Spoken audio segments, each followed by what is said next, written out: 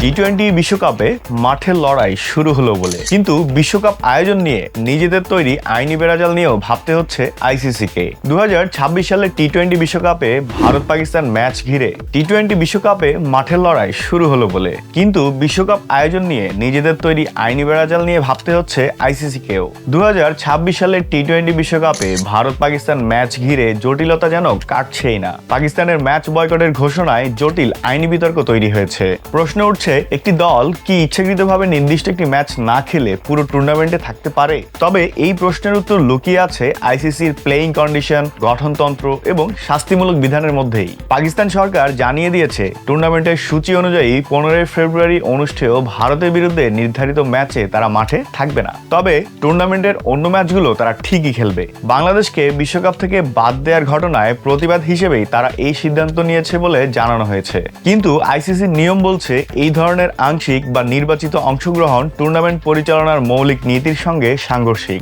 তবে আইসিসির প্লেইং কন্ডিশনের কোথাও সরাসরি লেখা নেই যে একটি দল ম্যাচ বয়কট করতে পারবে না, অর্থাৎ ম্যাচ না খেলাকে তাৎক্ষণিকভাবে অবৈধ ঘোষণা করার বিধান নেই। তবে একই সঙ্গে নিয়মে স্পষ্টভাবে বলা আছে, কোনো দল নির্ধারিত ম্যাচে মাঠে উপস্থিত না থাকলে সেটিকে ডিফল্ট হিসেবে গণনা করা হবে এবং পরিণতি কিংবা শাস্তির বিষয়টিও উল্লেখ করা আছে।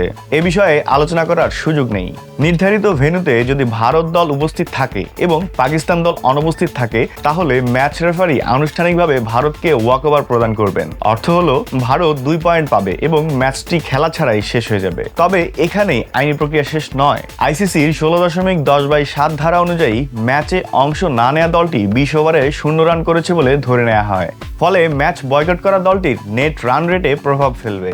বিশ্বকাপের মতো টুর্নামেন্টে নেট রান রেট শুধুমাত্র একটি পরিসংখ্যান নয়, বরং এটি পরবর্তী পর্বে ওঠার অন্যতম সহায়কও বটে। একটি ম্যাচে 20 ওভারে 0 রান দেখানো মানে ওই দলটির পক্ষে সুপার 8-এ ওঠার সম্ভাবনা সম্পূর্ণভাবে শেষ হয়ে যাওয়ার শঙ্কাও তৈরি হয়। তবে সবচেয়ে গুরুতর বিষয়টি আসে প্লেইং কন্ডিশনের বাইরে, আইসিসির সংবিধানের আওতায়। ভারত পাকিস্তান ম্যাচ বিশ্ব ক্রিকেটের সবচেয়ে বাণিজ্যিকভাবে গুরুত্বপূর্ণ ইভেন্টগুলোর একটি।